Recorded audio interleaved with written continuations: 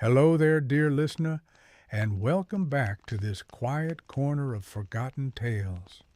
Tonight, we begin a slow and gentle journey into a time long past, where hunger gnawed not only at the belly, but sometimes at the very fabric of one's soul. As you settle in and let your thoughts drift, I'd love to know where in the world you're listening from and what hour finds you now. Feel free to share in the comments. It always brings me comfort to see how far this gentle community reaches. And if you enjoy stories told softly and with care, consider subscribing so we can continue these peaceful explorations together. But now, close your eyes, breathe deeply, and let the modern world fall away. We are stepping into the distant past, into the dirt roads and crooked alleyways of the Middle Ages, where even the smallest crumb might carry the heaviest consequence. Picture a dim and narrow lane in a medieval town. The morning mist has yet to lift, and the cold clings to the stone walls like a second skin. Somewhere nearby, a baker has just opened his shutters, and the scent of fresh bread seeps into the air. For most, it is a simple pleasure, but for some, it is a torment. A thin boy with patched clothes and hollow cheeks watches from the shadows. His name is not remembered, but his hunger is sharp and immediate. His eyes follow a loaf as it's placed on the wooden shelf. It steams slightly in the morning chill. Without truly meaning to, his feet carry him closer. His hand darts out. The loaf is gone from the shelf. A shout rings out. This was the reality of food theft in the Middle Ages. It was rarely born from greed. More often, it came from desperation. Hunger, that quiet, relentless force, could drive even the gentlest soul to risk everything. But the punishment for such acts was far from gentle. In a world where food meant survival, and where the law was shaped as much by fear as by justice, stealing even a crust of bread could bring down the full weight of public shame and physical pain. Let us look now at what might happen to that boy. If he were caught, as so many were, he would be dragged not to a quiet back room, but into the open square. Here, in full view of his neighbors and strangers alike, he would face a punishment designed not only to correct, but to humiliate. Stocks were common, wooden frames that locked the hands and head, leaving the thief exposed to the weather and the scorn of the crowd. Passers-by might throw rotten vegetables, or worse. Children laughed. Grown men scoffed. The boy, head bowed and stomach still empty, would remain there for hours or even days. In some places, the penalty was harsher still. A first offense might earn a flogging, a second, the loss of an ear. There are records of starving men who, having stolen food more than once, found themselves branded with a hot iron, a permanent mark that warned others of their supposed moral failing. And while these punishments may seem cruel by modern standards, they were deeply rooted in the belief that order had to be maintained at any cost.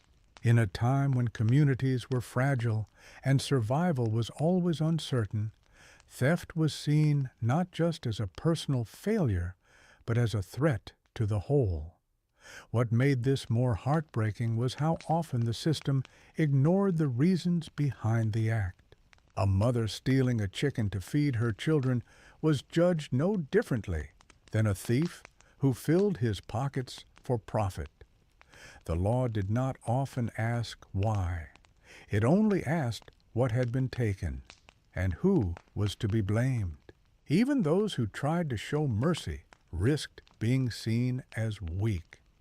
A tavern owner who refused to press charges might be fined himself for failing to uphold the law. And yet there were those who looked beyond the letter of the law. In certain monasteries, hungry souls could find bread in exchange for a prayer. Some abbots kept aside a portion of grain to be distributed to the poor during lean seasons. But these gestures, however kind, were never enough. The hungry still walked the streets, and the scent of baking bread still led them time and again into danger. So tonight, as we begin our slow descent into the stories of food, punishment, and survival in the Middle Ages, let us not judge too quickly. Let us imagine ourselves in that boy's shoes, cold and hungry, with nothing but empty hands and the gnawing ache of an empty stomach. Let us walk those streets together and see how justice, survival, and shame could so easily become entwined. The village square was not just a place for trade and talk. It was also a place of justice, or what passed for justice in the minds of those who lived beneath the weight of the law and the church. When a person was caught stealing food, especially during the lean months of winter or drought, it was not enough for them to be punished. They had to be seen being punished. For many in power, the act of correction meant little if it was not done in full view of others. The thief became a lesson, a warning carved not into stone, but into memory. In some towns, a simple theft could end in the pillory. A wooden frame, locked around the neck and wrists, stood tall in the center of the square. The accused, often still bruised from their arrest, was placed there for hours or even a full day. The sun beat down, the cold crept in, the flies circled, and the crowd gathered. People came not only to trade goods or hear news, but to watch others suffer. There was a strange comfort in seeing someone lower than oneself, even if their only crime had been stealing a handful of dried beans. Sometimes the punishment took a more theatrical turn. In markets across England and France, a person caught stealing might be paraded through the streets with the stolen item tied around their neck. A loaf of bread, a piece of meat, or a few apples would hang from a cord, marking them as both criminal and hungry. Children followed, laughing. Neighbors whispered. For some, it was a kind of theater. For the one in the center of it all, it was something else entirely. And then there were the whippings. Public flogging was a punishment not reserved for the worst crimes.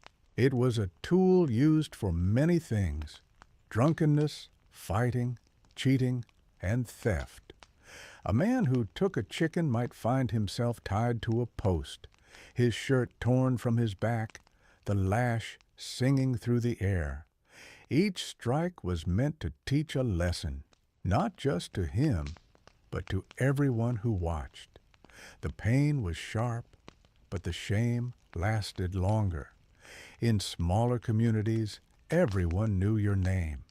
And once you had been punished in this way, that name often changed. Thief, beggar, shameful. One woman, whose story comes to us from a record in 13th century York, was caught taking a wedge of cheese from a market stall. She had 3 children and no husband, her neighbors later said. The cheese was found hidden under her cloak. She was dragged to the square and flogged with willow rods. It was said she did not cry out, not even once. But for months afterward, few would speak to her. The baker refused her coin. The priest gave her only the shortest of blessings. The punishment had been done, and yet it continued in silence. Such stories were common. But what made them more than mere cruelty was how they revealed the deep fear of disorder. In a world where food was scarce and famine always a season away, anything that threatened the balance was met with force. Stealing was not just a sin, it was a crack in the wall. If one person took what they needed, others might follow. And soon the whole fragile system would collapse. So those in power did not punish to correct. They punished to protect what little they had. Punishments varied by region, by season, by mood. In the towns of Flanders, it was not unusual to see a man branded for repeat offenses. A hot iron pressed to the cheek or palm marked him for life. He could not hide what he had done. Even if he stole to feed a child, his hand would bear the memory. In Italy, some cities used iron collars, locked around the necks of thieves and worn for weeks. The weight was constant. So was the gaze of others. There were cases, too, of ears being cut. First one, then the other. A second chance was rare. A third was unheard of. A young girl in Rouen was caught 3 times. On the last, she was banished. No one knows what became of her. But her story remained, passed in whispers, a reminder of what hunger could cost. The church had its own view. Theft was a sin to be confessed and repented. But even here, mercy was not always granted. Some bishops ordered the excommunication of known thieves. To be cut off from the church was no small matter. It meant more than losing the right to attend Mass. It meant being marked in the eyes of God and man alike. For a poor soul with little else, it was a second kind of death. And yet, people still stole.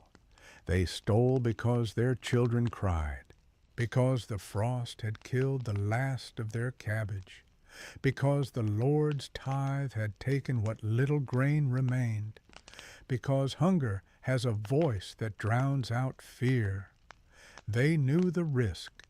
They felt the eyes. They saw the post. But still, they took the risk. Let us shift now from the open square to the heavy silence of stone walls. Not all punishments for food theft were public. In many towns and villages, the thief disappeared for a time behind locked doors. The local jail, often no more than a dark, damp chamber beneath the town hall or attached to a church, awaited those whose hunger had turned criminal. The space was narrow, airless, and cold. Some jails had no bedding, only straw on the floor, already damp from the last prisoner. The light came from a slit in the wall, if it came at all, and the food, bitterly ironic as it may seem, was less than what many had tried to steal. A man caught with a stolen pie or a handful of dried beans might spend days or weeks in this place. He would be fed a piece of black bread soaked in thin broth once or twice a day. If he had family, they might be allowed to pass him a scrap of cheese or a heel of old loaf. But often no one came.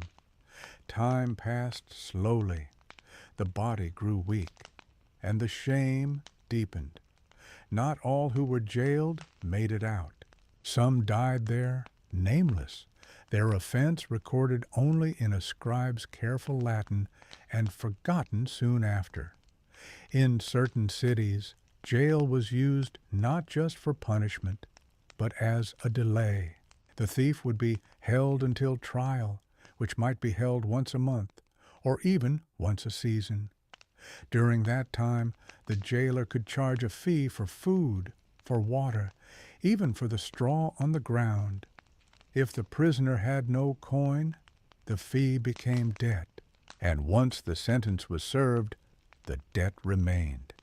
Many left jail only to return, not for a new crime, but for the unpaid cost of their stay. A vicious circle drawn not in ink, but in hunger and cold. But what of those who were not jailed? There were towns where justice wore a different face. Some villages had their own customs, passed down through generations, outside the reach of royal law. A thief might be made to walk from door to door, asking forgiveness and carrying a sack of stones. Another might be tied to a tree outside the village until the morning. In rare cases, especially during times of famine, no punishment was given at all. The villagers, themselves starving, understood too well the reasons behind the theft. They let the matter pass, with nothing but a heavy glance and a shared silence.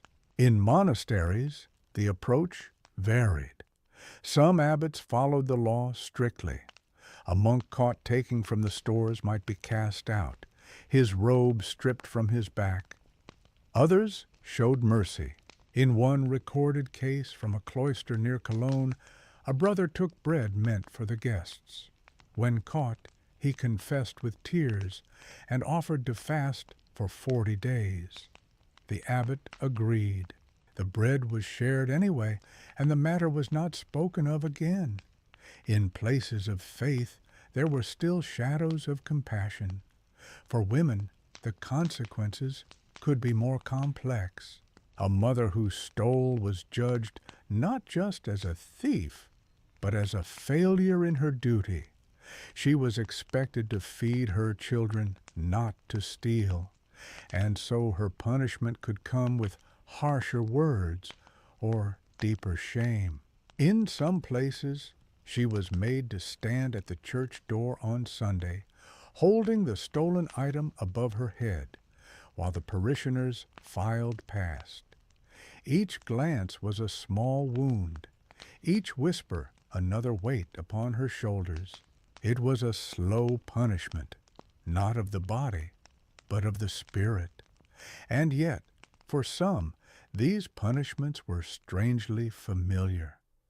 In a world where hunger never slept, and where survival often came at a cost, the risk of being caught was weighed carefully. A loaf of bread might mean a night in the jail, but it also meant a full belly for one more day. Many chose the risk again and again, quietly, carefully. Sometimes they were caught, sometimes they were not. But always hunger was close behind. There were times when even the lords and officials struggled to keep order. During times of failed harvests, when grain prices soared and the stores grew empty, food theft became common. Guards looked the other way. Shopkeepers chained their doors. And still the thefts continued. A cart of apples overturned in the street was gone in moments. A bucket of fish left too near the market's edge would vanish before the vendor returned. It was not greed, it was need, raw and simple. Records from the winter of 1316 tell of dozens arrested in a single week in a northern English town. Most were charged with taking bread, fish, or dried peas. The jail could not hold them all. Some were lashed and sent home. Others were made to pay fines they could not afford. A few simply disappeared. It is likely they died, but no one knows for certain. Their names are lost, their stories remembered only in the dust of forgotten ledgers. But their hunger, like so many others, remains part of the long shadow cast by that time. As we continue along this quiet path through history, let us consider how blurred the line could become between hunger and crime. In the minds of the powerful, law and order were to be upheld no matter the season. But for the poor, The question was not whether a law had been broken, but whether their child might sleep with a full belly. In the fields, in the markets, even at the doors of the church, this silent war between justice and need played out every day. One story from a small village in the south of France tells of a man named Etienne. He had once been a thatcher, respected and skilled, with a wife and 2 sons. But when sickness came to the village and the rains drowned the crops, his trade fell still. No one could afford repairs. The grain stores emptied early. His wife grew pale, his sons thin. Etienne went to the market, hoping to find work. Instead, he found a cart left unattended, piled with bruised apples. He took 4, just 4. The cart owner returned. Etienne was caught. At his trial, he spoke plainly. He did not cry or plead. He said only that he had taken the apples for his sons, who had not eaten in 2 days. The magistrate frowned. He told Etienne that hunger was no excuse for theft. The law was clear. Etienne was placed in the stocks for 1 full day, and the apples were returned, bruised and broken. But the story did not end there. The townsfolk had watched, and that night 3 loaves of bread appeared at Etienne's doorstep, left by someone who did not knock. This was the quiet resistance of the medieval poor. Though the law saw theft as a black and white crime, the people knew better. They lived close to the ground, close to the turning of the seasons. They knew that in winter, when the frost claimed the root vegetables and the rivers froze over, stealing a turnip might be the only way to stay alive. And so, even as punishments were handed down, small acts of kindness endured. But kindness was not always enough. In larger towns, theft was often tied to fear of unrest. Officials worried not just about food, but about what food meant. If too many went hungry, if too many began to take, the streets could become dangerous. So laws became stricter. A man caught stealing twice might be sent away, branded or whipped before a crowd. A woman caught 3 times might lose her home. In one city, a repeat offender was chained to a public fountain for 3 days, left to beg for water from the very thing he had taken. In London, during the reign of Edward the Fir, food theft was treated with particular severity. The assize of bread and ale set strict rules about pricing and quality. Those who stole bread from a baker could be punished not only by whipping or pillory, but by being barred from the market altogether. For many, that was worse than jail. Without access to the market, there was no hope of earning coin or buying food. Hunger, already close, moved in completely. Children, too, were not spared. Boys and girls as young as 7 could be punished for stealing a crust or a handful of berries.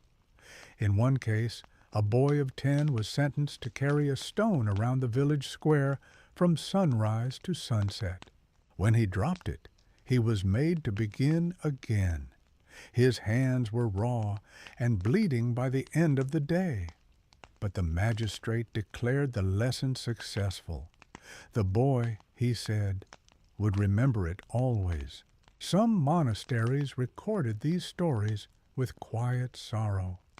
A scribe at an abbey in Yorkshire wrote of a woman who stole a sack of oats. When brought before the abbot, she fell to her knees. She had 6 children. Her husband had died. The oats were to be shared with her neighbors who had nothing left. The abbot gave her a warning and sent her away with bread and cheese.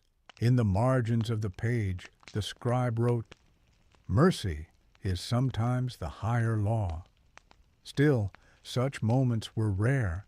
Most often, the thief was punished, not because the act was evil, but because the system could not afford mercy.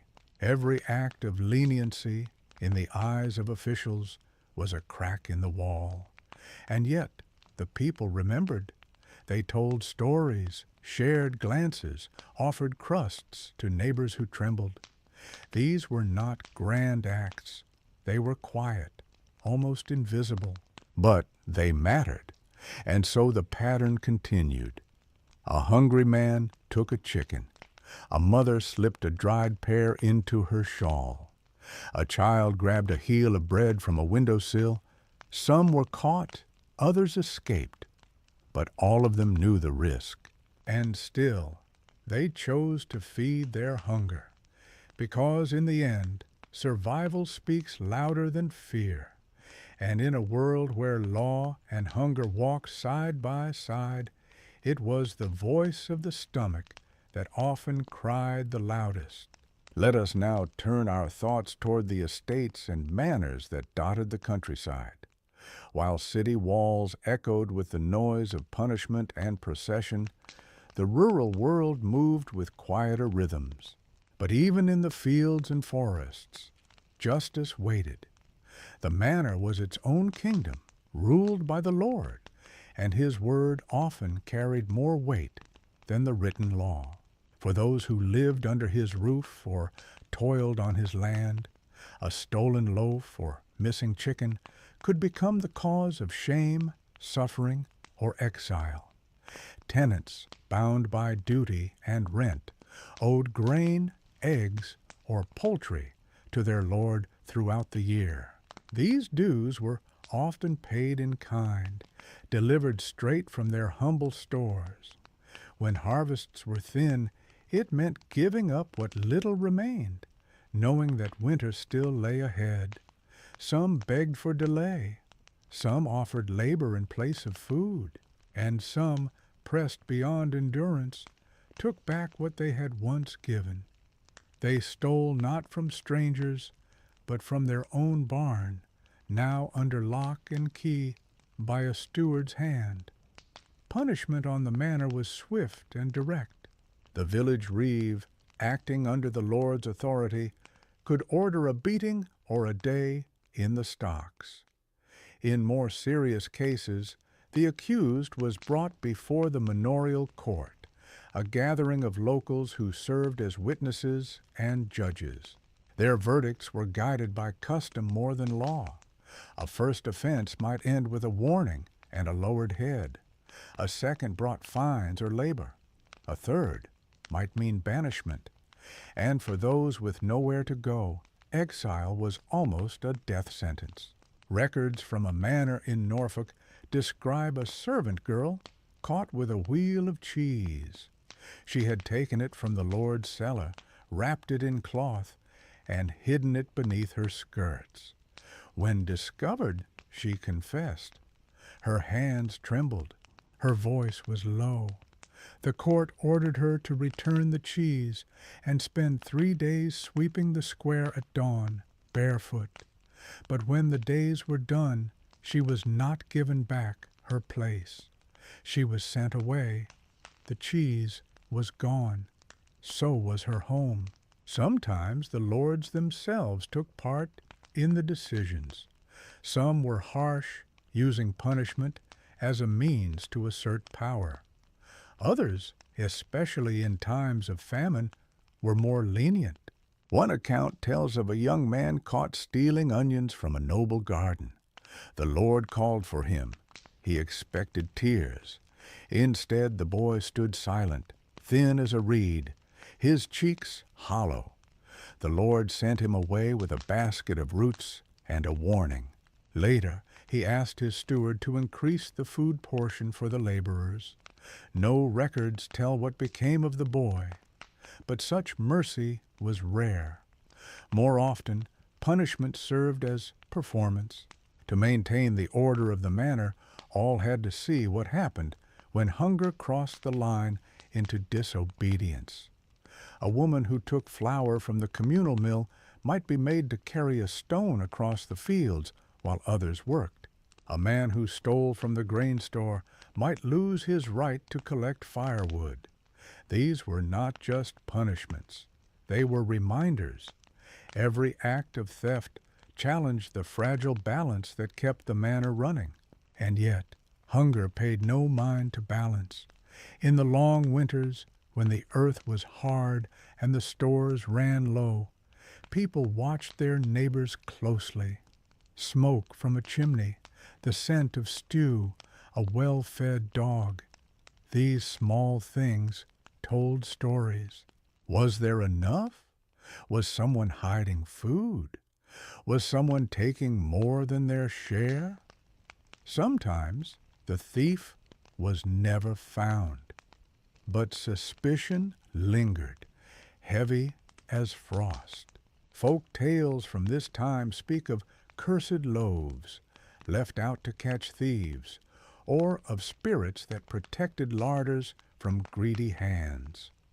A woman in Bohemia was said to have left bread by the river each winter, hoping the spirits would guard her cottage. But when one year she kept the bread for herself, she woke to find all her dried apples gone. Whether by spirit or hungry hand, none could say. But such stories carried warnings hidden in their quiet rhythm. The church continued to preach against theft. Stealing food, they said, was a sin like any other. But confessions rose sharply in spring, when Lent drew to a close. Many who had taken eggs or grain returned to the priest with bowed heads. Some were given penance. Others were told to fast, though they had already gone hungry for weeks. Forgiveness, like food, was not always easy to come by. Still, the land waited. With the coming of warmer days, fields softened and hands returned to work. Bread began to appear again on the tables, though often thinner and darker than before.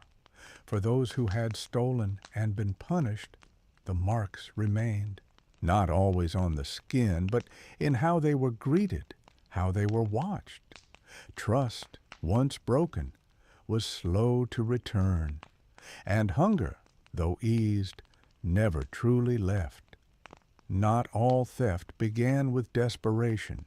Sometimes it began with the slow turning of the seasons, a spring too cold, a summer too dry, a harvest too poor. The Middle Ages were not a time of plenty. Crops failed often, and when they did, hunger came not alone, but with fear, with sickness, and with change. Entire villages knew the feeling of watching grain stores dwindle and fields crack beneath the sun. And in these moments, theft was not a single act. It was a wave that spread across the land, touching rich and poor alike.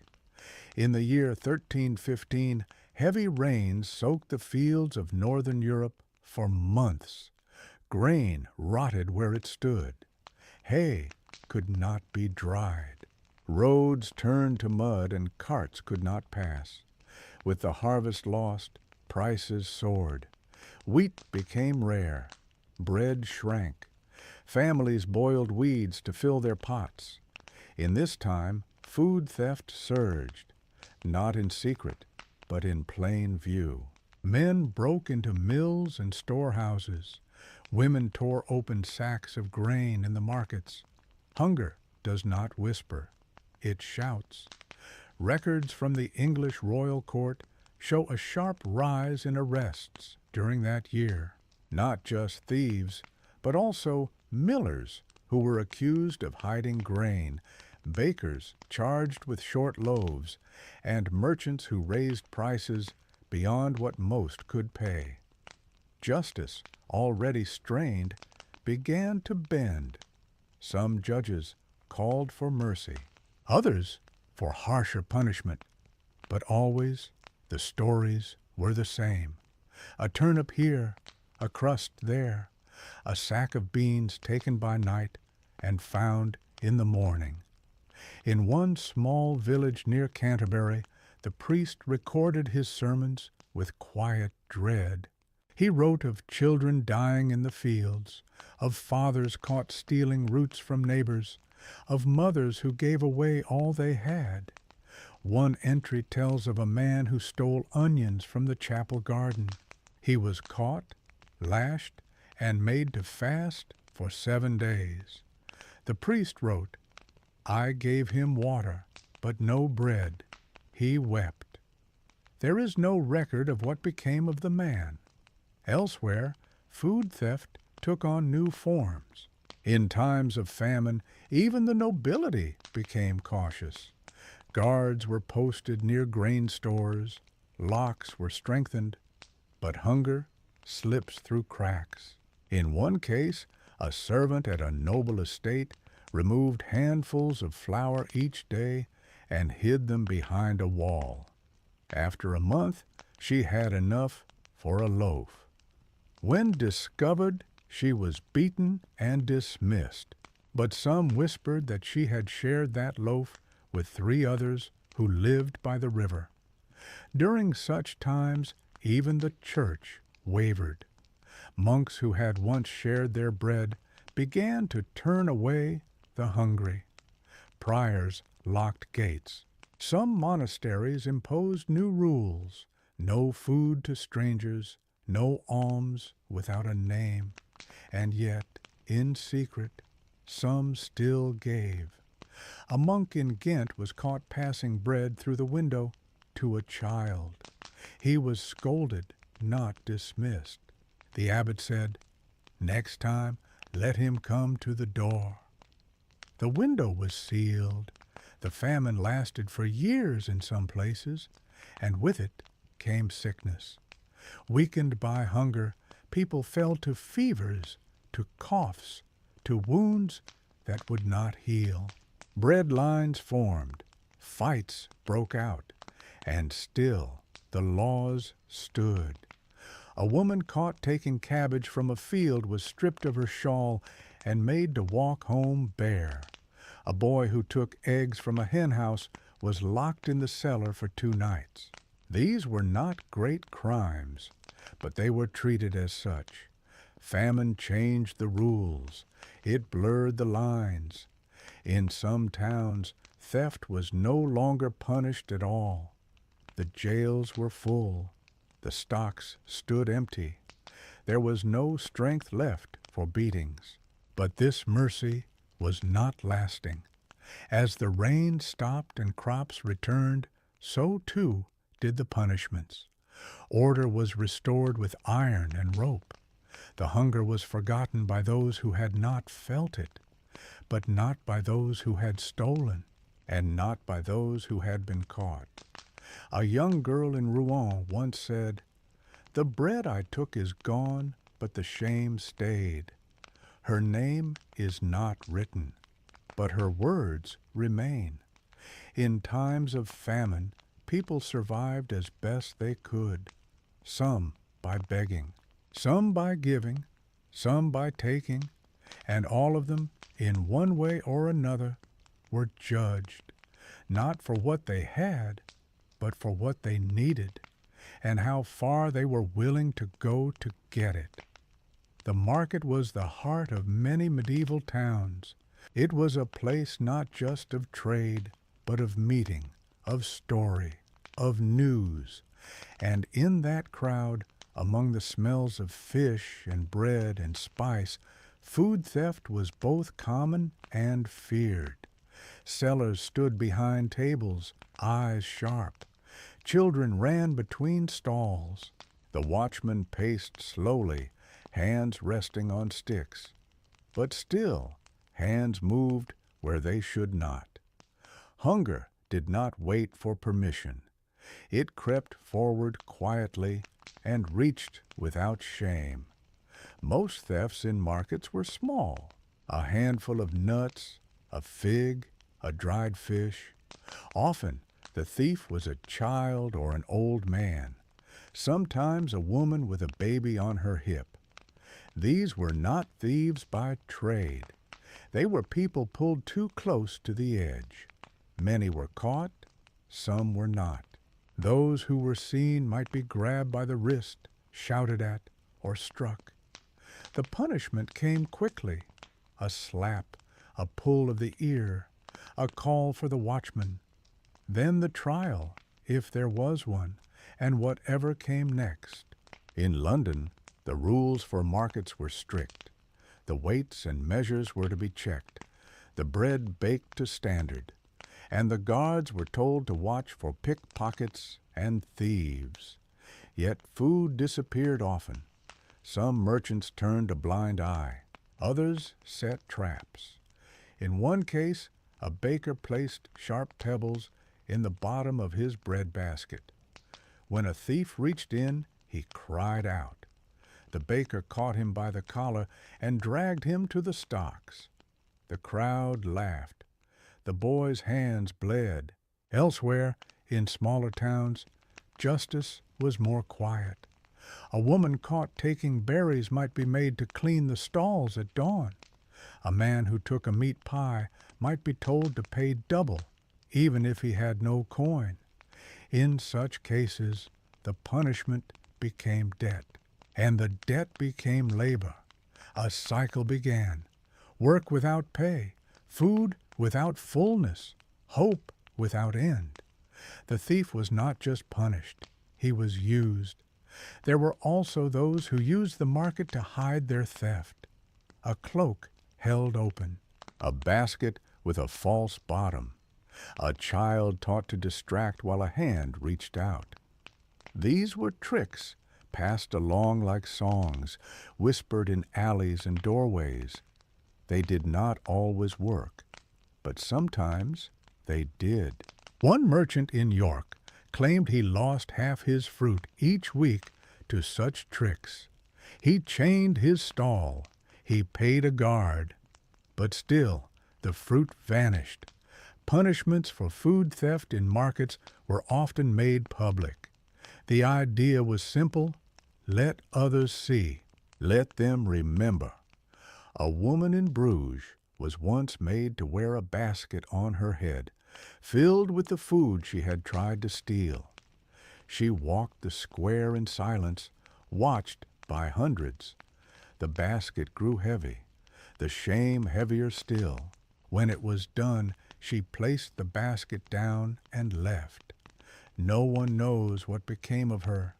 Sometimes the punishment was more symbolic. A thief might be made to kiss the feet of the stall owner, or to stand with arms raised until they shook. These were acts not meant to harm, but to humiliate. They turned a moment of need into a lesson for the crowd, and the crowd, for a time, was satisfied. But not all crowds were cruel. In certain cases, those watching grew quiet.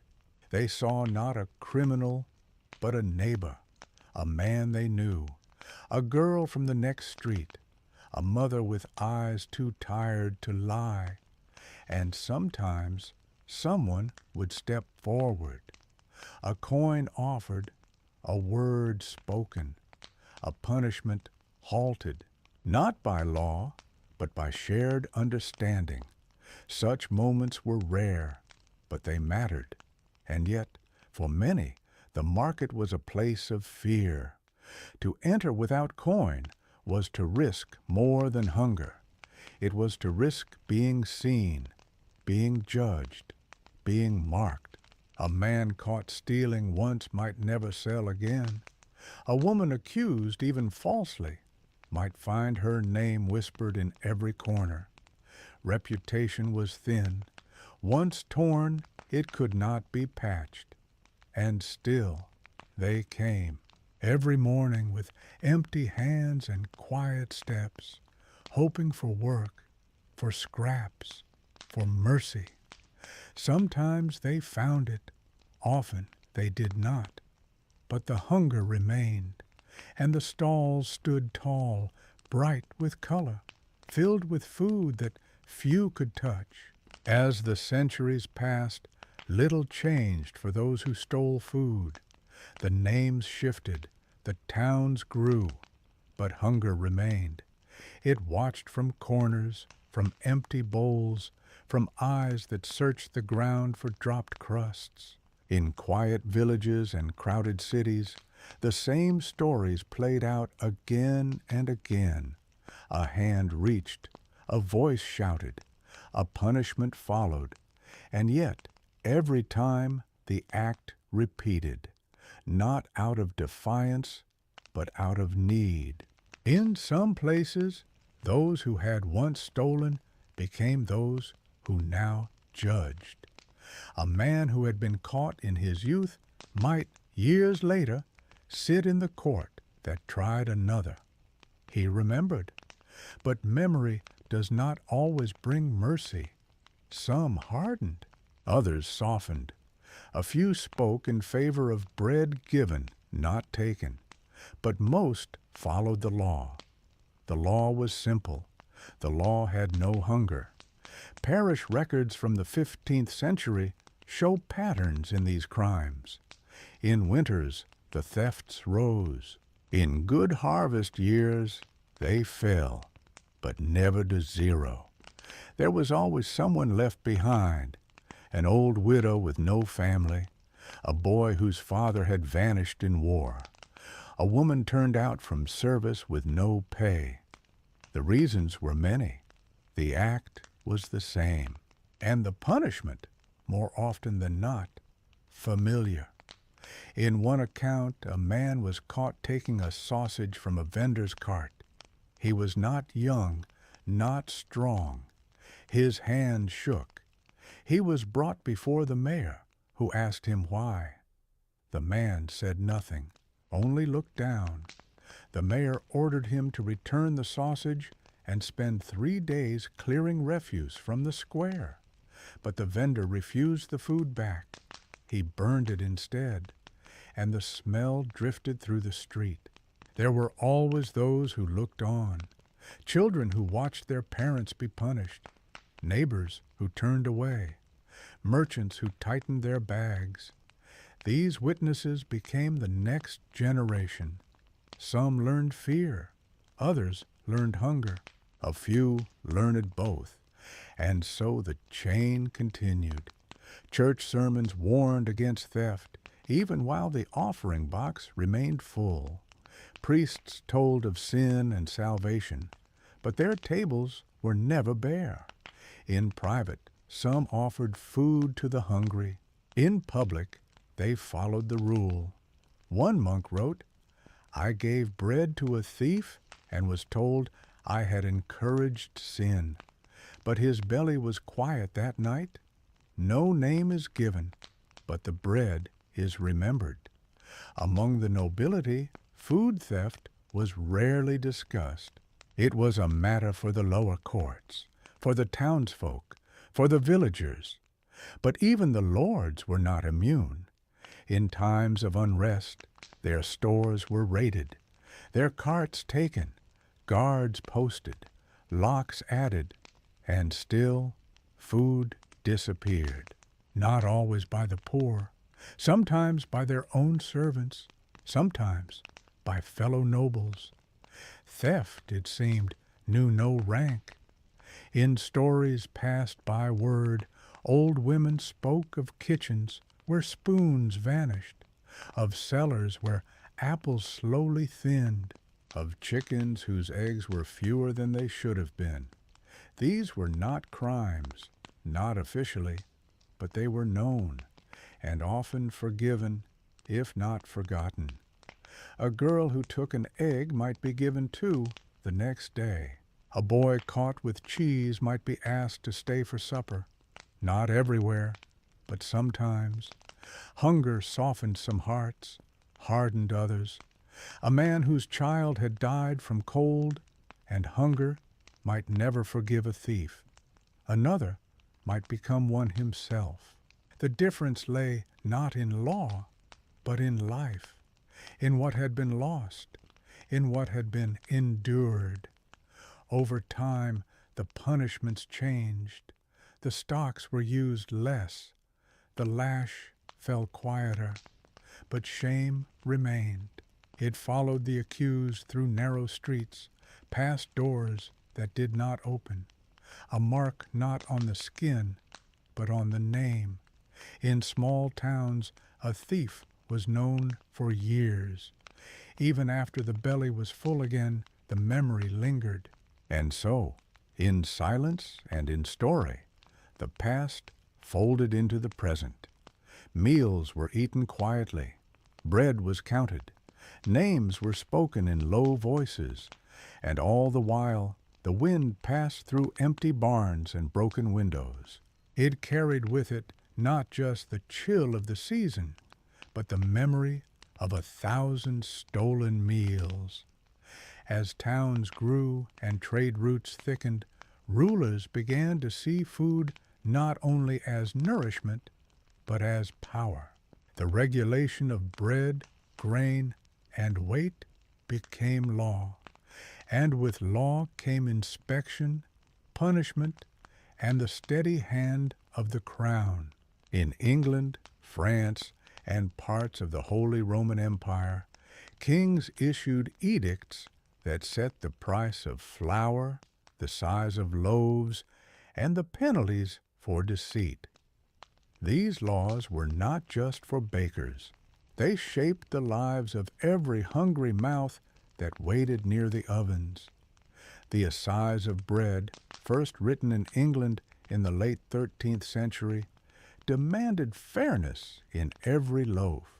A baker who cheated the scale might be dragged through the streets with bread tied around his neck. He might be fined, jailed, or made to sell only under watch.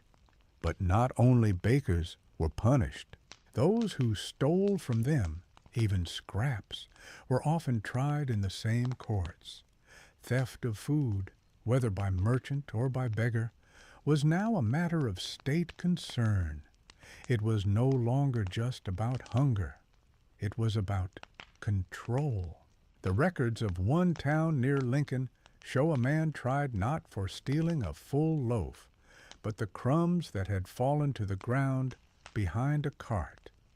The judge, weary and pale, asked him what he had meant to do. The man replied, "I meant to eat them." He was sentenced to clean the baker's stall each evening for a week. The crumbs were brushed into the river.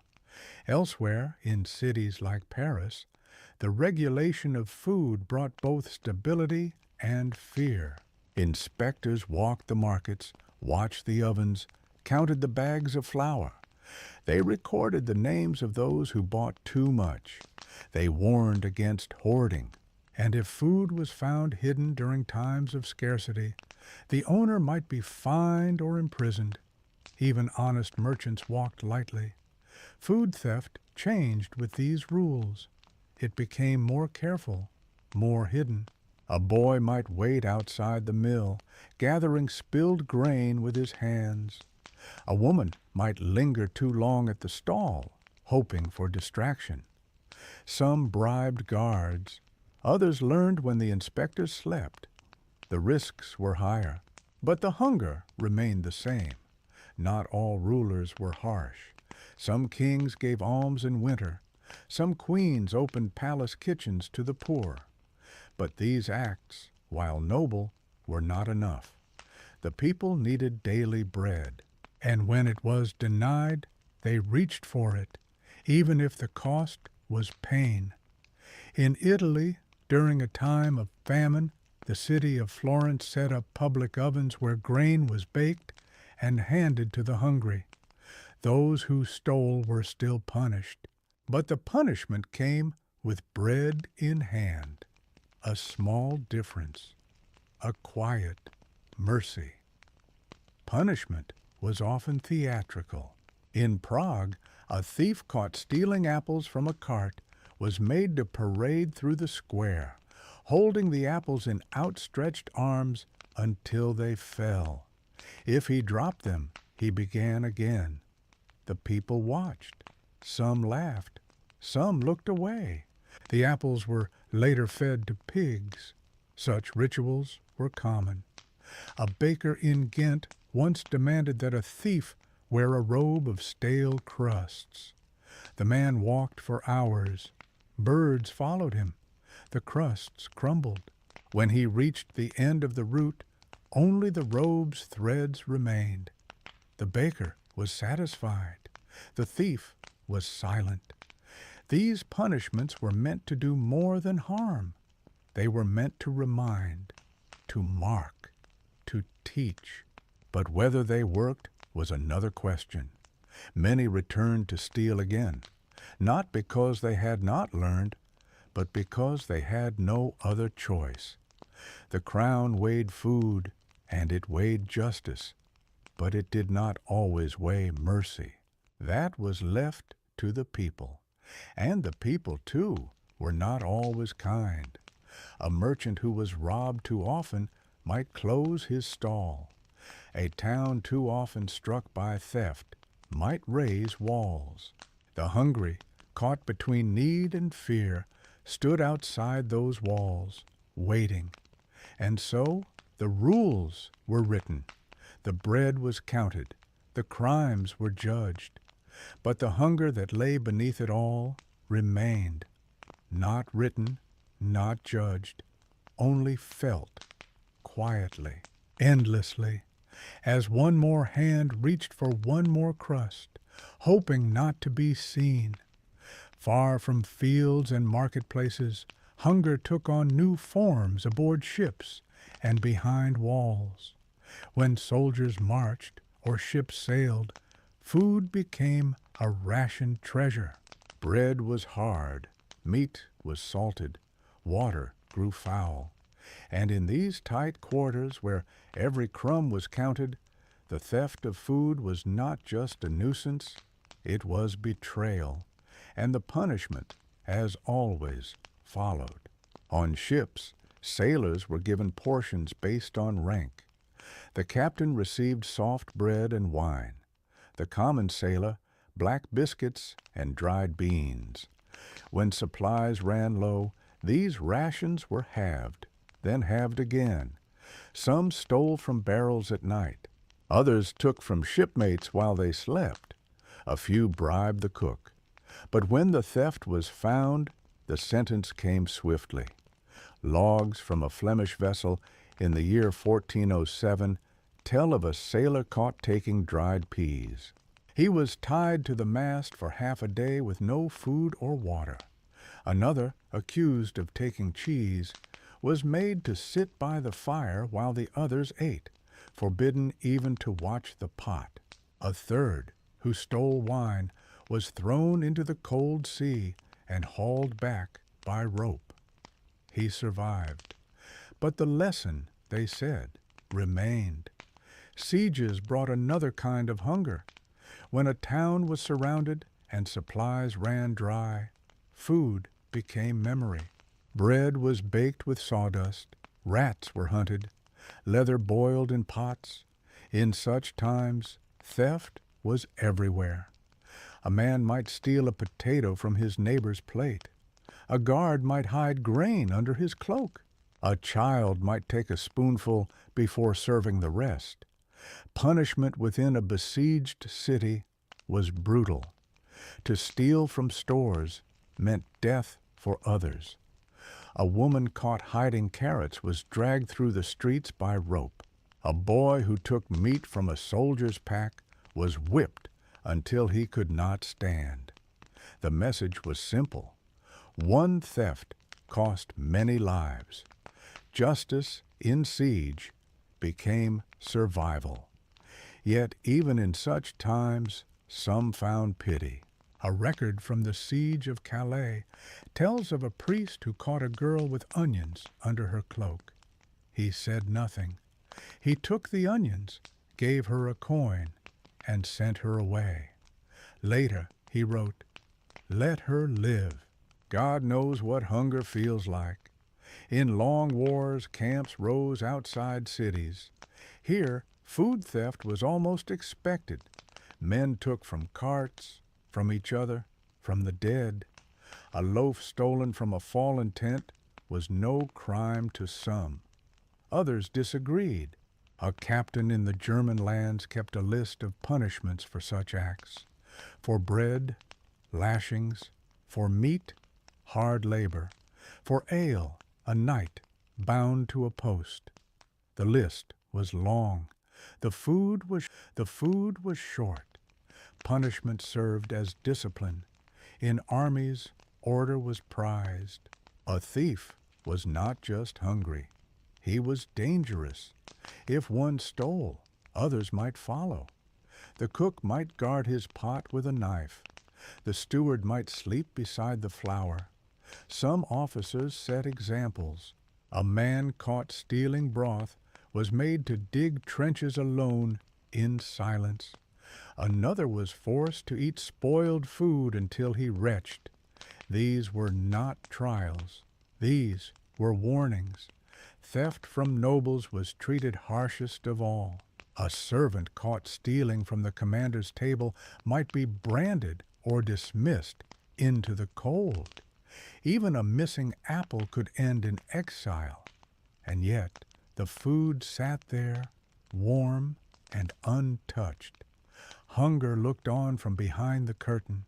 In naval ports, stories spread of sailors who smuggled bread to their families. The bread, hard as stone, was hidden in clothes or tucked into boots. When found, the sailor was fined or flogged. But some officers looked away. Others shared their meals in quiet corners. Not all rules were followed. Not all hands were cruel.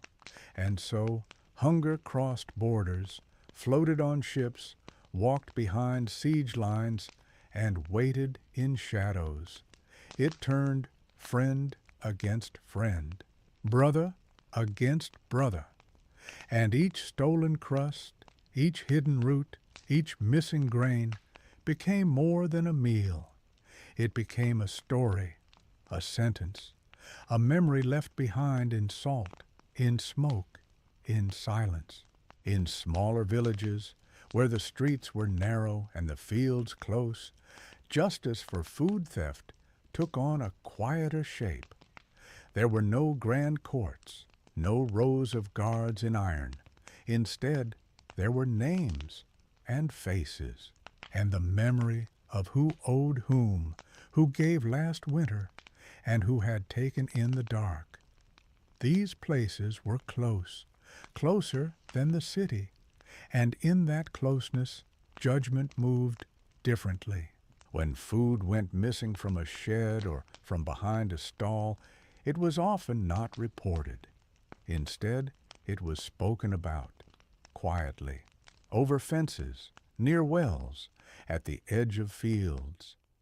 It was a boy, someone would say. I know whose son. A look would follow. A name passed without being said. And then, the next day, a loaf might appear on a doorstep. A hen returned, a jar of beans left near the door. No one confessed, but everyone understood. Punishment, when it came, was not always cruel. A man who stole eggs might be made to clean coops for a week. A girl who took a pie might be asked to carry water for the baker. These were not written laws.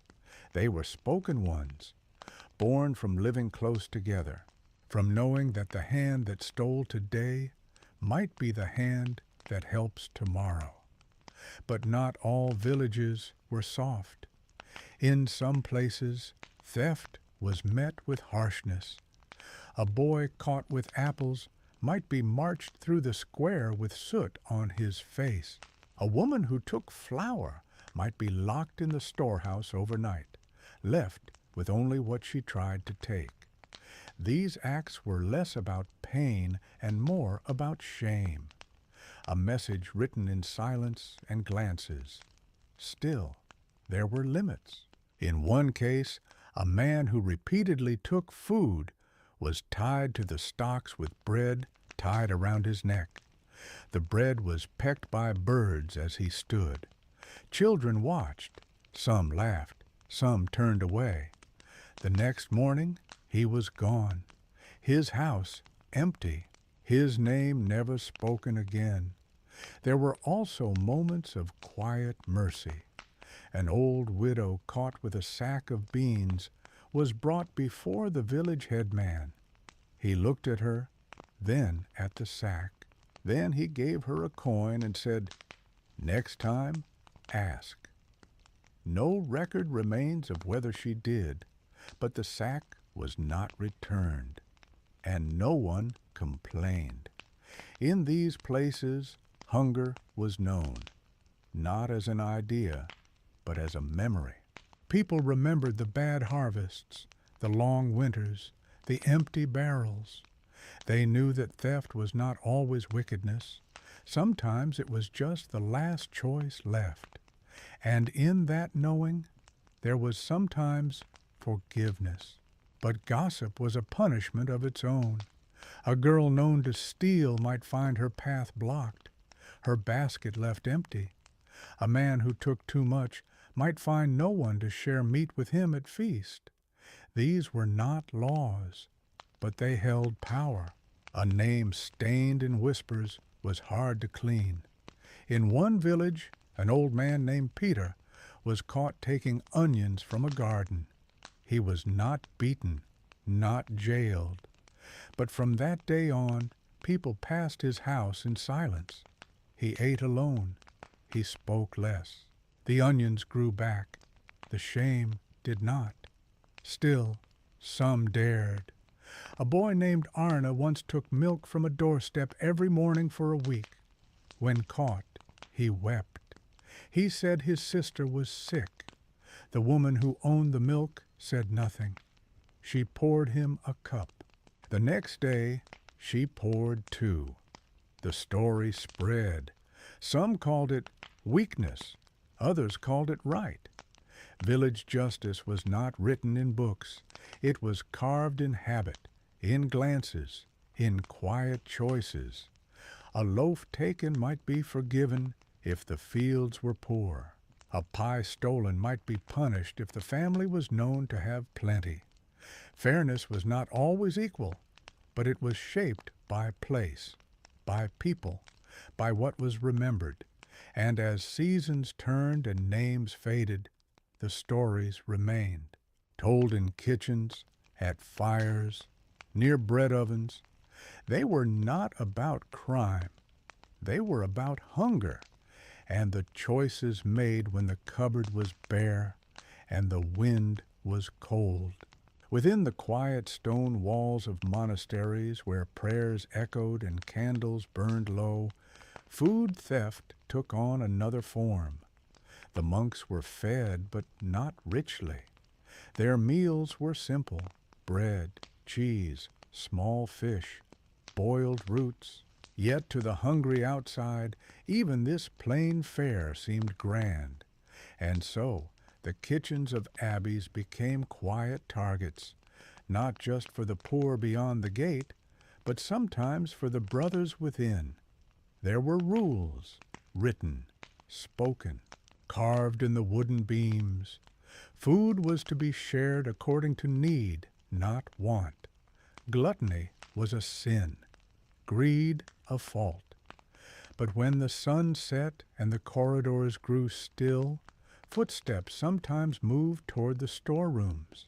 A wheel of cheese with a slice missing, a sack of oats, lighter than it should have been. Not all monks resisted the taste of forbidden bread. Records from a Benedictine monastery in 1384 mention a novice who took dried apples from the kitchen. He was found by the porter, sitting alone in the herb garden, chewing slowly. He did not run. He did not lie. He said only, "I missed sweetness." The punishment was silence, a week without speaking, a week without answers. It was enough. In other places, theft brought harsher judgment. A monk in Cologne was caught with salted meat hidden beneath his robes. The abbot ordered him to fast for 10 days. On the 3rd day, the monk collapsed. He was forgiven. But he was never again trusted with the key to the pantry. From outside, the monastery looked full of grain, of salted fish, of root vegetables stacked neatly in cool rooms. The poor knew this. They waited near the gates. They knocked quietly. Sometimes they received bread. Sometimes only prayer. And sometimes, when the gatekeeper turned, a hand reached in and took what was needed. Punishments varied. A thief from the village who was caught by the brothers might be handed over to local law, or, if the crime was small, asked to work in the garden or clean the cloisters. Mercy was more common here than elsewhere. The monks, after all, spoke often of compassion, but compassion had limits. In one story, a child was found behind the abbey wall, clutching onions in a cloth. The cook raised a ladle to strike, but the prior stopped him. He knelt before the boy and asked, "Do you know what sin is?" The boy shook his head. The onions were kept. The boy was fed. Yet not all stories ended so gently. A woman who entered a convent kitchen during a storm and took bread for her children was caught and beaten. She was made to kneel in the nave during vespers, holding the empty breadcloth. The congregation watched. The rain dripped from her cloak. The cloth never left her hands. There were also rumors of secret generosity, of monks who left food by the outer wall at dusk, of nuns who folded cheese into folded cloth and passed it to those waiting by the chapel door. These acts were not spoken of, but they were known and remembered in quiet thanks, in whispered blessings. The line between theft and charity was thin. A hand that gave today might be the same hand that punished tomorrow. It depended on the hour, on who saw, on what was taken, and on who was hungry. Kitchens were sacred places, fires always burning, pots always bubbling, and temptation, like the scent of stew, filled the air. Even those who lived in prayer felt its pull, the warmth, the fullness, the need to feel something soft between the teeth when the world outside was cold and gray. And so the monastery remained both refuge and risk, a place of bread and judgment, a place where hunger met silence, and where the story of one stolen pear might echo longer than 100 prayers said in the dark. In larger towns where people walked shoulder to shoulder and the market stretched for streets, food theft was met with cold routine. The city watch patrolled with staves in hand, wearing leather caps and iron buckles. They did not ask why a loaf was taken. They asked only who took it. Their orders were clear: keep order, guard goods, write names. The rest did not matter. Bakers in these towns posted signs with the cost of bread written in chalk. The price rose and fell with the weight of grain and the whisper of rumors. When the cost rose too high, even those with work went without.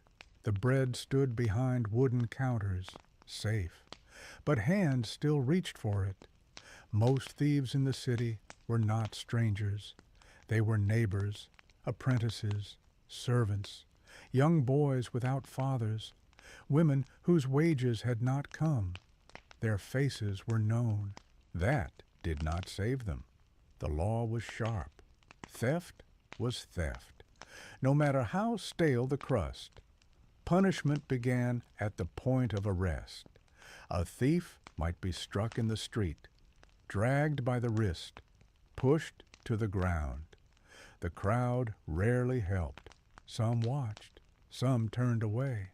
A few shouted, but the watch moved fast. The goal was not kindness.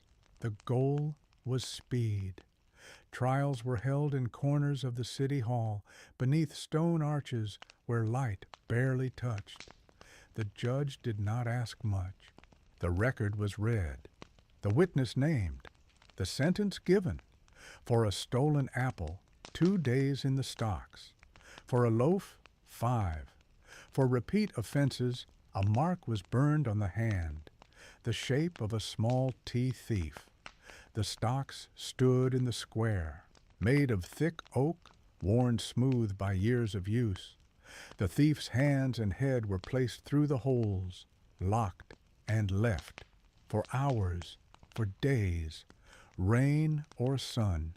Some laughed, some threw things, others passed in silence. The thief waited, and the lesson was learned, or not. There were other punishments. A boy might be whipped behind the bakery and told never to return. A girl might be made to sweep the steps of the merchant hall, her name spoken aloud as she worked. The punishment was not always in the pain. Often it was in the knowing that the city had seen, that it remembered. Shopkeepers kept records, not always written, but remembered.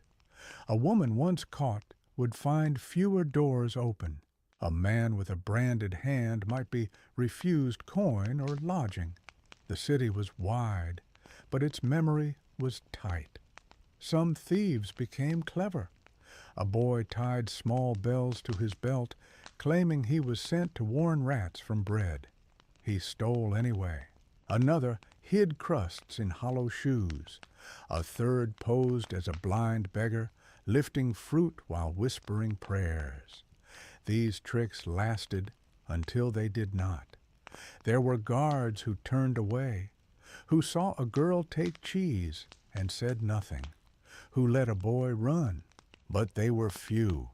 The law was heavy, and kindness could be questioned.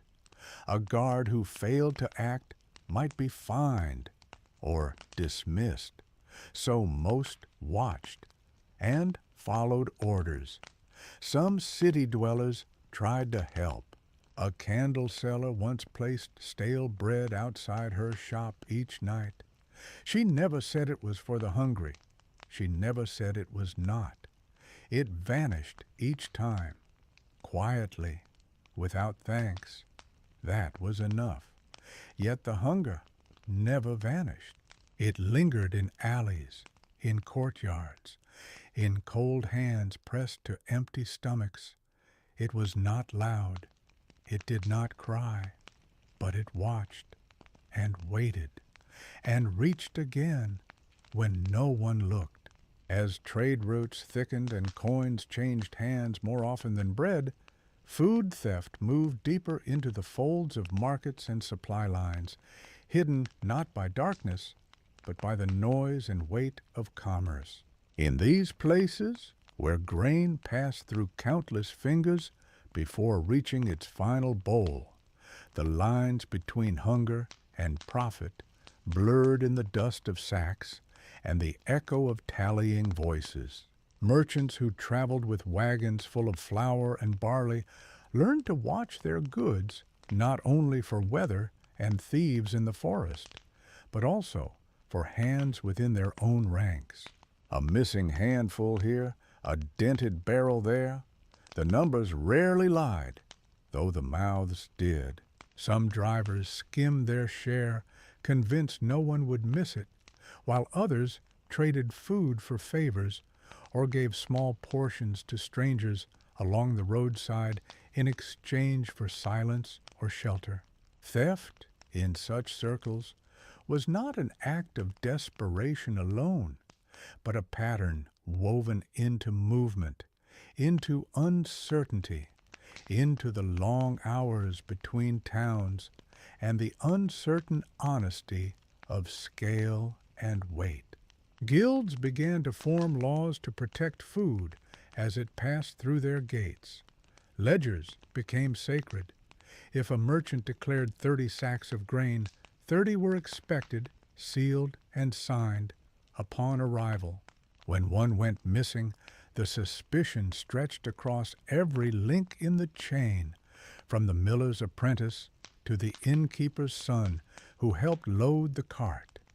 No proof was needed, only imbalance. Punishments came not only from city officials, but from the guild itself, whose members held the power to blacklist, to fine, or to send a name whispering through the halls of trade like a warning bell before the market doors closed forever. In one account from Bruges, a man was expelled from the Bakers' Guild for marking his bread at full weight while hollowing the center. The loss was not to the buyer alone, but to the trust of the whole system. He was not jailed. He was not whipped, but no one would sell to him again. He died years later, alone, with a small oven cold beside his bed. These were not grand stories, but they shaped the world in which hunger moved. A cracked scale could feed a family for a day. A false receipt could mean 5 fewer loaves for a village already stretched thin. And though the food still made its way from field to fire, a little less of it reached the mouths that needed it most. Along rivers where barges carried salted fish and barrels of ale, theft took another shape. Bargemen sometimes opened barrels by night, took a portion, and resealed them with care, so the goods looked untouched upon arrival. Others bribed dockhands to swap labels or hide emptier crates behind taller ones.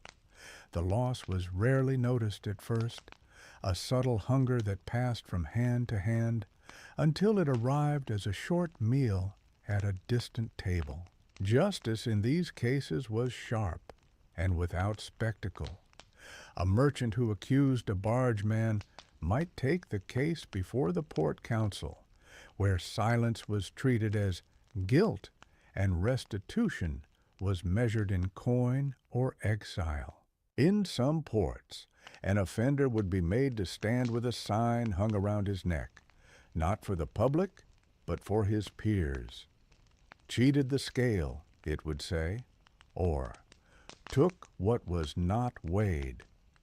The shame was internal, the punishment economic, the damage lasting.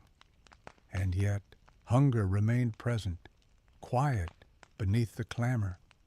A boy watching sacks in the warehouse might steal a single scoop and tell himself no one would know. A woman cleaning the counters might pocket a crust.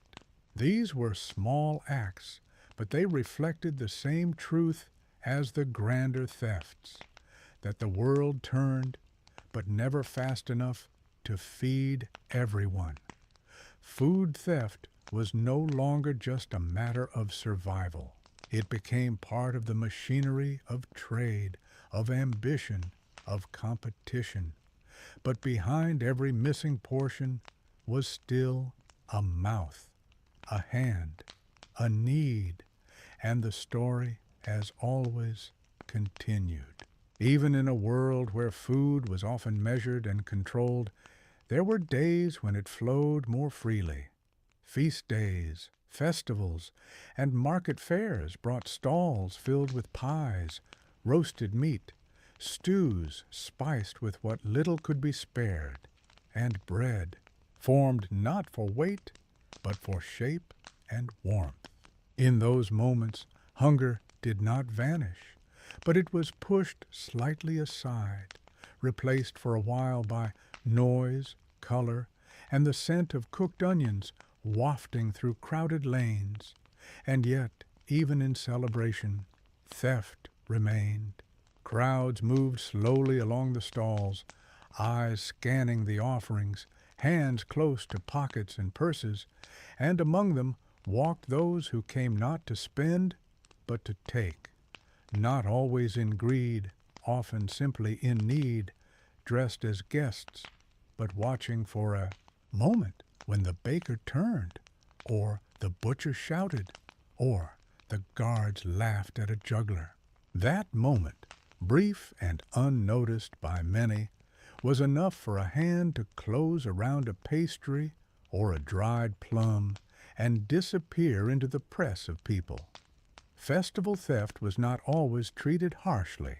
Some vendors accepted it as part of the cost of doing business, especially if the thief was small, quick, and did not return. Others, however, were less forgiving.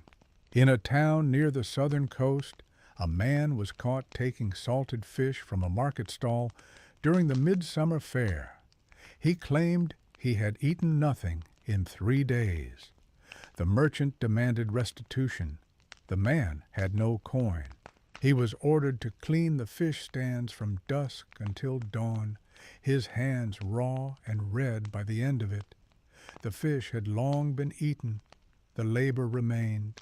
Elsewhere, during spring festivals, when bread was handed to children as part of ancient rites, some older boys would line up more than once, changing cloaks, bending low, mumbling new names. The bakers noticed, but rarely punished them. These were tricks of youth, not crimes of malice. Still, once a girl was caught taking more than her share and hiding rolls beneath her apron. She was not beaten nor scolded, but the bread was taken back, and she was told to wait until everyone else had eaten. She stood in the shadow of the church wall, eyes on the table, her hunger unchanged. Punishment at feasts was complicated by the presence of nobles and visitors. No one wished to cause a scene, so some thefts were handled quietly, out of view. A servant who slipped extra meat into a pouch might be dismissed without cause. A boy who took sugared almonds from the edge of a noble's tray might be warned by a whisper and a finger raised to the lips. Silence was a form of control, and fear did much of the work. Still, there were public examples. In one city square, a man who took an entire pie from a procession cart was made to sit beside the empty cart until the parade ended. He was not chained nor mocked, but he was watched by all. The cart moved past him, carrying music and laughter. He remained still, the scent of pie still clinging to his fingers. Feasts within castles told another story. There, where the kitchens stretched wide and the tables bent beneath dishes of venison and fowl, food theft came not from hunger alone, but from opportunity. Servants often tasted what they served. Some justified it as payment for their work. Others were simply tempted. A spoonful of sauce, a bite from the end of a roast, a sip from an unattended cup. These acts, while small, were noticed. When discovered, the punishment was often symbolic. A kitchen boy might be made to eat plain oats for a week while others dined on meat. A maid might be reassigned from the dining room to the stables. These shifts spoke loudly in silence. They reminded all that the food, though near, was never truly theirs. Yet there were also stories of kindness.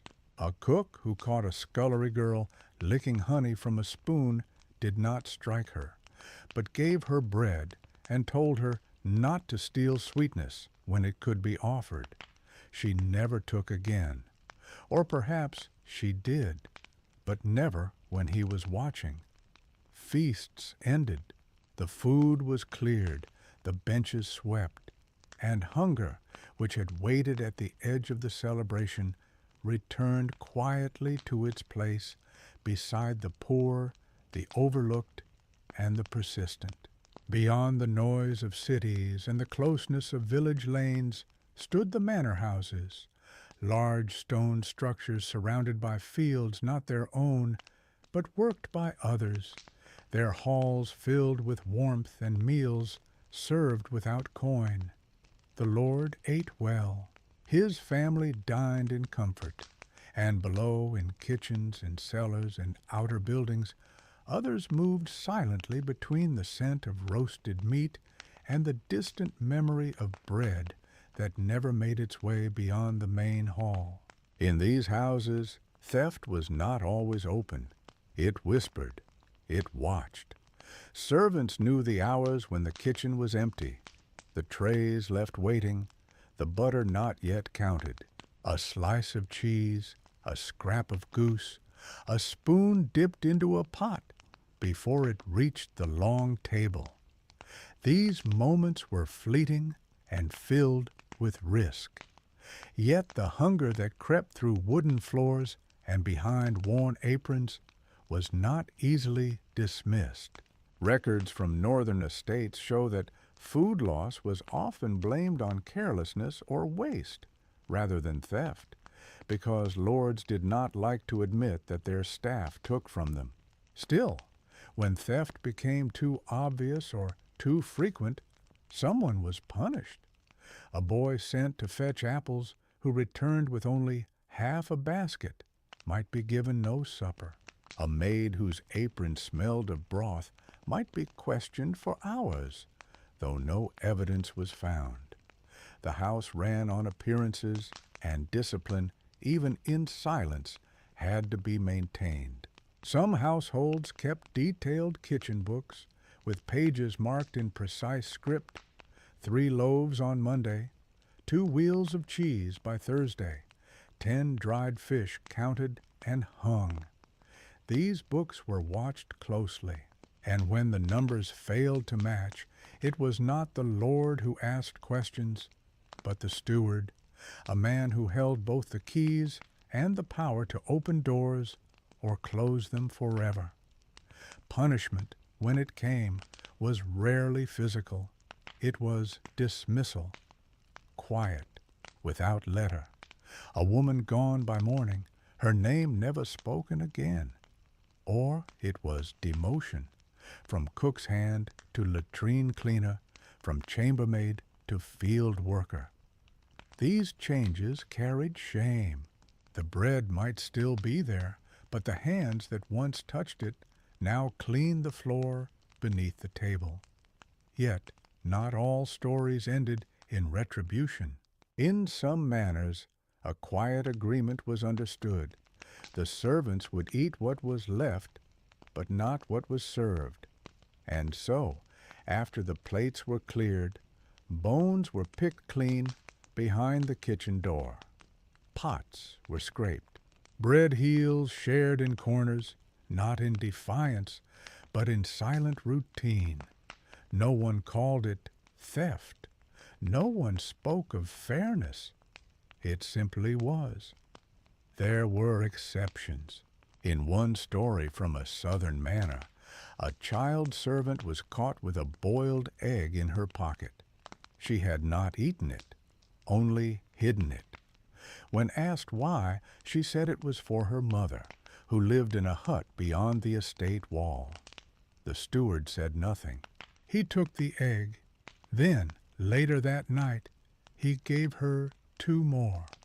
He never asked again. But kindness was not a rule. In many places, the food remained behind locked doors, watched by cooks who feared losing their position more than they feared being unkind. They shouted at those who came too close. They measured spoons before and after. And when something did go missing, the entire kitchen could be punished. The guilt spread like flour on the floor, impossible to sweep clean. In these households, food theft was a quiet rebellion. It did not aim to change the world. It did not shout. It simply filled an empty stomach where no offer had been made. And when it was discovered, the act was not described as survival, but as betrayal, not against law, but against order. Still, the hunger remained. It sat beneath the silver plates. It waited in the pantry shadows. And sometimes, when the guests laughed too loudly and the wine spilled freely, a hand moved across a tray and took something small, something warm, something that would never be noticed by those whose lives never lacked. Between towns, beyond the walls and past the far fields, there stretched long and uneven roads where travelers moved slowly, their belongings strapped to carts or backs, their feet dusty, their eyes tired. On these roads, food was not merely sustenance. It was security, warmth, and the difference between strength and collapse. It was carried in bundles, tucked into cloth, traded in whispers, and sometimes taken when no trade could be made. Travelers did not always have coin. Some carried letters of passage or wore the marks of trade guilds that gave them shelter. Others had nothing but their names and stories. Inns dotted the routes, but not all were welcoming. Many charged more than what a day's labor could earn. Some refused strangers. Some took more than money. And so the temptation to take what was not given often followed those who moved alone or too long without food. Roadside theft was not loud. It moved like the wind, quiet, uncertain, and often without witness. A loaf taken from a window ledge, a carrot pulled from a garden edge, a jug of milk emptied before dawn. These acts were rarely seen, but always felt. The owner would wake to less than expected. A hound might bark in the distance, a door might creak, but the thief, if lucky, was already gone. Punishments, when they happened, were swift. A man caught taking apples near a toll gate was tied to a post with a sign hung from his neck. Stole from the trees. He was left in the sun for half a day. No food, no water. When he was released, he walked without speaking. The apples had not been recovered. They had already passed his lips. Justice was about memory, not restitution. There were stories of travelers caught stealing from wagons, a hand reaching beneath a tarp, a crust slipped from a sack. If seen, the hand was struck. If caught, the thief might be dragged to the next village and forced to confess before strangers. Confession was a kind of cleansing, but it came with a price. Humiliation, labor, sometimes a brand on the forearm that told the next innkeeper not to trust. But the road held its own kind of mercy. Not all who stole were punished. In some cases, a wagoner would look the other way if the thief was young or thin or trembling. Bread, once taken, was rarely chased. To pursue a thief across miles of dust and stone was effort few could afford. And so, silence often filled the space where justice might have stood.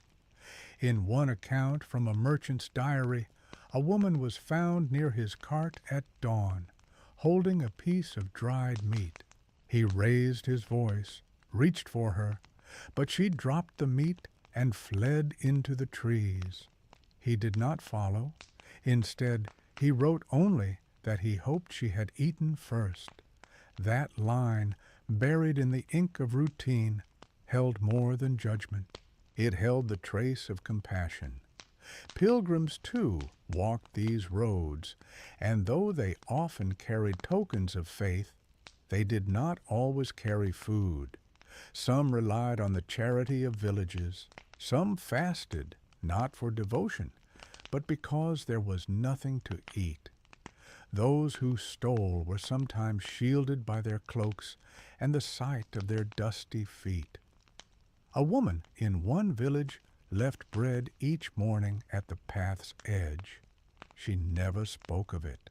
No one dared ask. Roadside chapels, small and weathered by time, occasionally kept stores of food for those who passed in peace. But even these were sometimes locked, and when desperation outweighed reverence, the locks were broken. In such moments, the theft was seen not as sin, but as need. And though a priest might condemn it in words, his hands often left more food the next time. The road, wide and shifting, held no court. Its punishments were uneven, its mercies quiet, its stories forgotten by most. But in the long trail of footsteps, hunger always walked just behind, patient, silent, and ready to guide the hand again, should the next door remain closed. As the seasons turned and the air thickened with frost, the matter of food shifted from struggle to survival. In winter, every loaf was counted more carefully, every dried root inspected twice, every cellar locked with iron keys that were kept close to the chest of whoever held authority in the household or the village. It was during these cold months, when the fields lay barren and the trees stood like bones against a gray sky, that food theft became both more common and more dangerous, not just for the one who took, but for all who depended on the same dwindling stores. In one village near the northern border, it was recorded that during a particularly harsh winter, 3 men were accused of stealing from the grain store maintained by the local reeve. The grain had been counted daily, the sacks tied shut, and yet weight went missing, slowly, silently. At first, the reeve blamed rats, then the wind. Finally, suspicion turned to the men whose homes stood nearest. They were questioned, then tied to posts in the village center, though none had been seen taking anything. Still, the loss needed a cause, and the punishment, once chosen, needed no reversal. Winter theft was rarely grand. No one tried to steal a barrel or a whole animal. The risk was too high.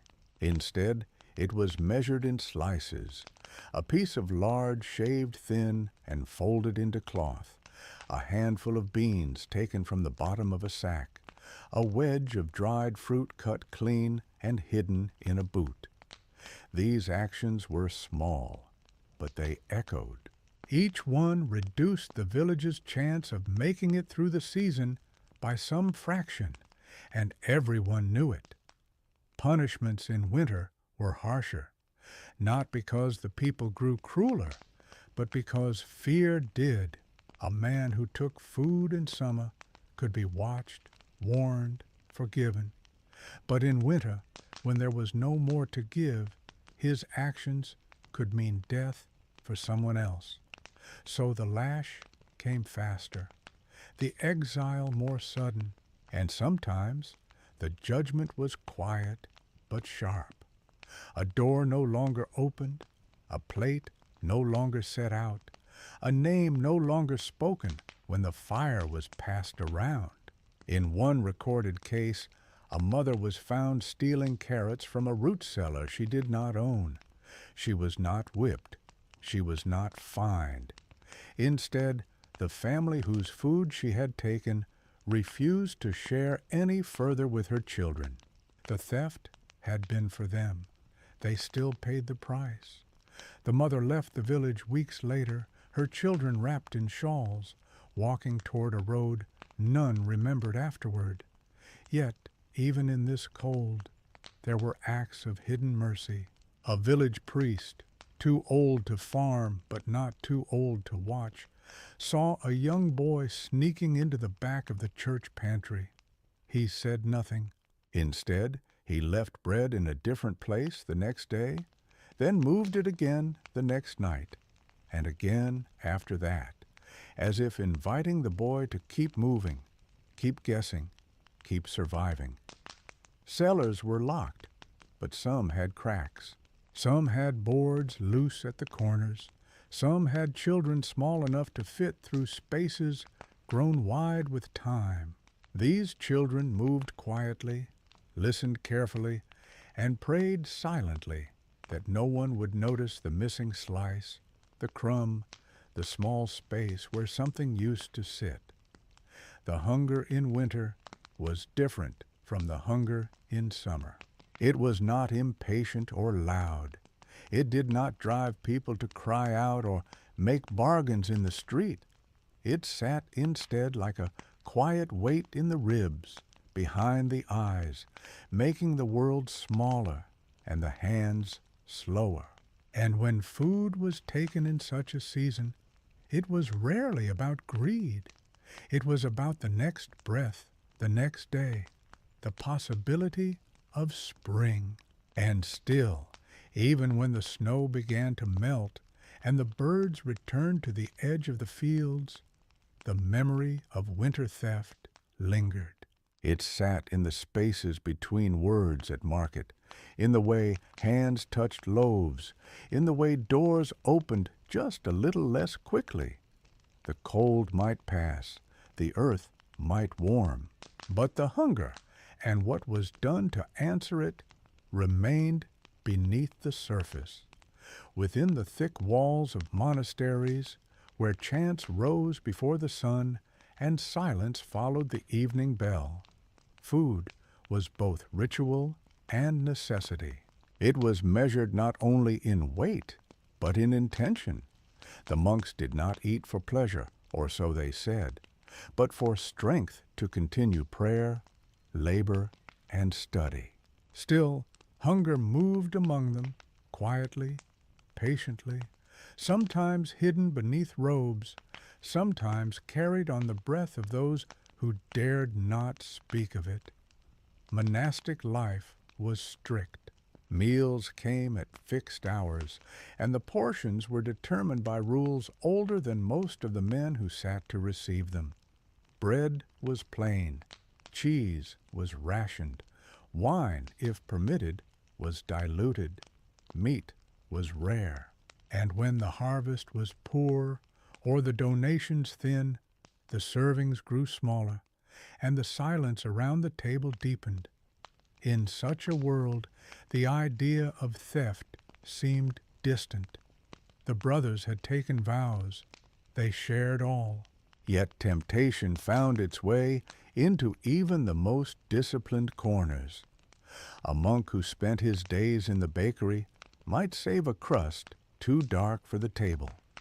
A novice sent to the storeroom might leave with more than he was assigned. These were not great crimes and often not even noticed, but the rules did not bend. They only waited.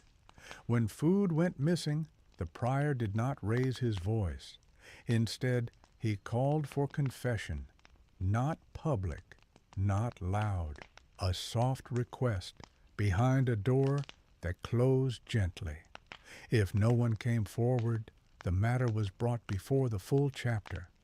The entire community would fast an extra meal, as if to remind the guilty that others bore the weight of their silence.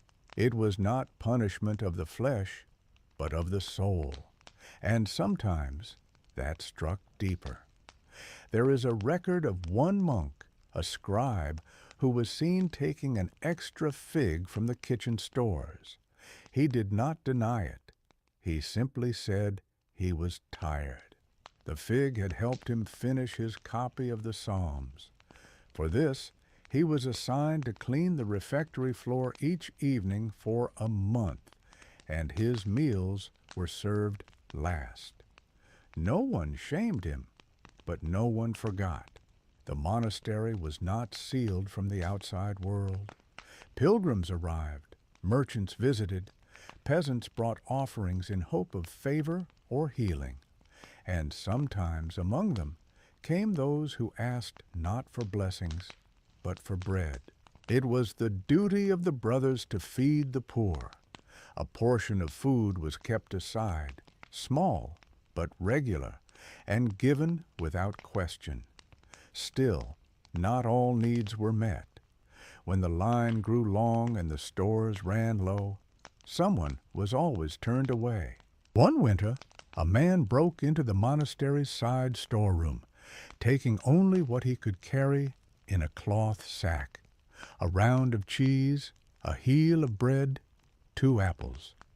He was caught by the groundskeeper before he reached the gate. The brothers did not beat him. They did not call the guard. Instead, they made him sit and listen as the prior read aloud from the rule of the order, then gave him water and sent him away with a smaller bundle than the one he had taken. It was not mercy exactly. It was something slower, something that did not name itself. But not all acts were met with patience. In one monastery, a brother who hoarded nuts in the folds of his sleeping mat was sent away, not for theft alone, but for lying when confronted. His cell was emptied, his name removed from the ledger. He was last seen walking toward the southern woods, his robe dragging in the frost. Food in these places was sacred not because it was rare, but because it was shared. To take more was not just to steal, it was to disturb the balance, to break a circle that had held for generations. And so those who ate in silence learned to do so with care. They did not look at the extra crust. They did not reach without permission. And if they did, they knew that someone, somewhere, would feel the shift. Among the many stories carried through generations, there are those that begin not with the act itself, but with what followed.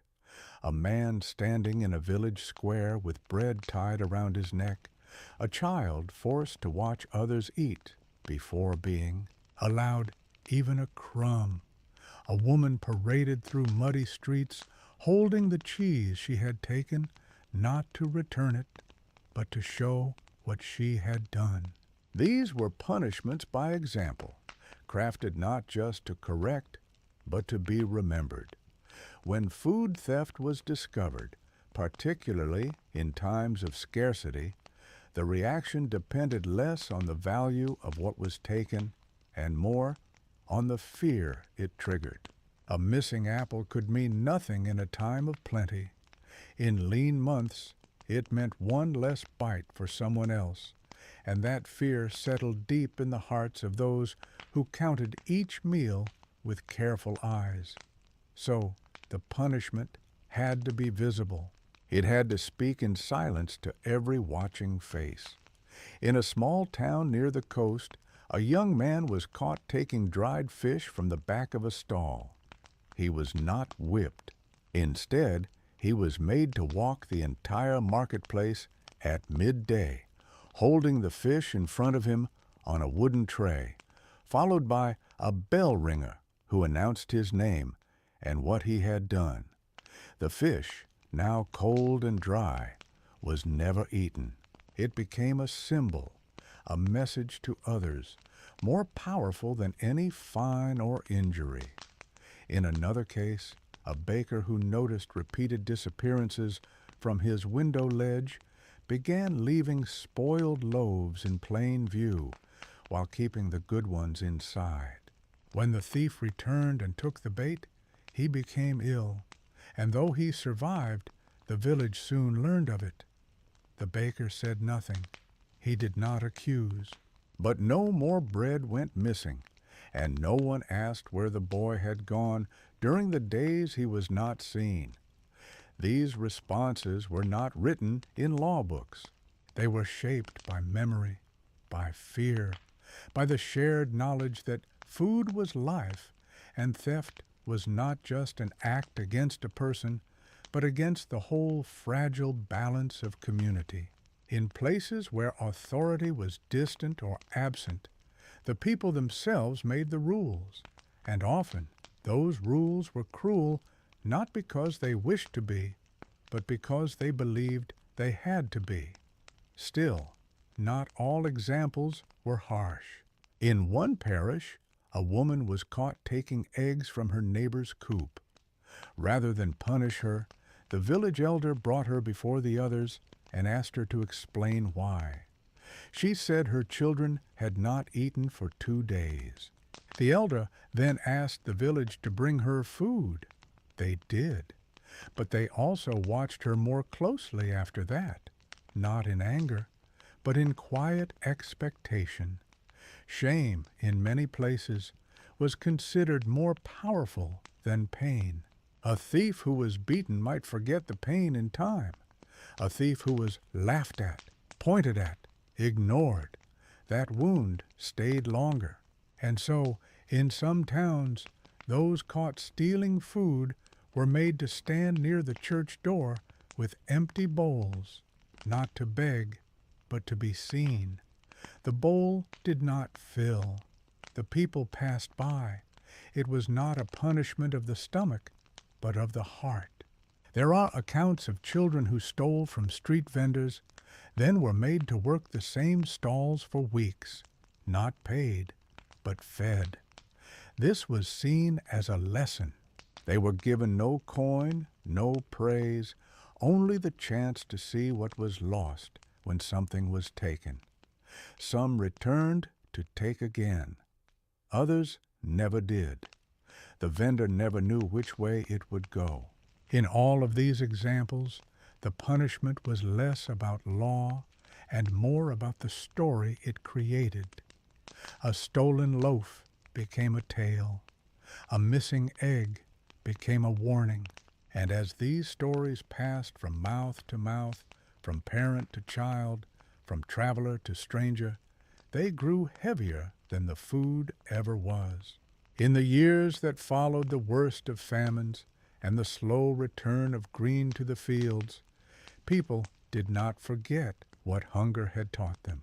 Even as markets filled again, as bread became thicker, and the smell of stew returned to alleyways, there remained a shadow in the way hands moved toward food, in how eyes lingered on full baskets, in how carefully the last piece on a plate was regarded before being eaten. Hunger had shaped not just bodies, but thoughts, and food theft, once a daily threat, remained a memory too strong to dismiss. Villages that had once punished with rope and stocks now turned more often to warning and watchfulness. They taught their children not just not to steal, but why others might. In some places, a stolen apple no longer led to a beating, but to a quiet question, a longer look, a search for who else in the house had not eaten. Still, this gentleness was not universal. In towns where grain remained tight and winters longer than expected, the old responses returned quickly, like tools brought out from the back of a shelf. The laws never truly changed. In parchment and ink, theft remained a crime. The taking of food was still marked the same as the taking of coin or cloth. But in practice, the people knew the difference. A man who stole because his child was hungry was not spoken of in the same tone as one who took out of greed. His name was lowered in volume. His story softened at the edges. His punishment, if given, was lighter and less public, and sometimes not given at all. Old women remembered when bread was locked away behind 3 doors. Old men recalled the sound of pots scraped clean before the meal was done. These memories shaped how they judged others, how they forgave, how they tightened or loosened the string around the sack of oats. And as they aged, their memories became part of village talk, part of what was passed on without books, from hand to hand and table to table. In one valley, a stone was placed near the well, carved not with names, but with the shape of a single loaf. No one claimed to have made it. No one explained it. But those who had lived through the worst knew what it meant. A reminder, not of theft, but of the hunger that had once made theft necessary. And when strangers asked, the villagers simply said it was there so they would not forget. Some stories faded. The boy who took meat from the Lord's feast grew into a man who traded leather and was never mentioned again. The girl who reached through the fence for beans moved to another village, married a baker, and taught her children how to ask before taking. Time softened what punishment had not, and silence replaced what had once been shouted in the square. Yet even with years past, the instinct to watch food closely remained. At feasts, someone always counted the loaves. At harvest, someone always guarded the pile. And when a basket was left by a doorway, there was always a glance to see who might take from it without asking. Not from cruelty, but from memory. Memory of times when that basket might have meant the difference between standing and falling. The rules of food, shaped by hunger and survival, lived longer than laws or letters. They were etched into daily gestures, into quiet glances, into the way someone hesitated before reaching for more than one piece. They could not be erased, only softened. And so, even as the world shifted, as trade grew and roads widened, as cities rose and fields spread, the stories of food theft remained. They were told not to condemn, but to remember, not to shame, but to understand. And though the bread was now warmer and the pot more often full, the past stayed just close enough to remind each hand, each eye, each hunger, that the line between taking and surviving was never truly fixed. Good night.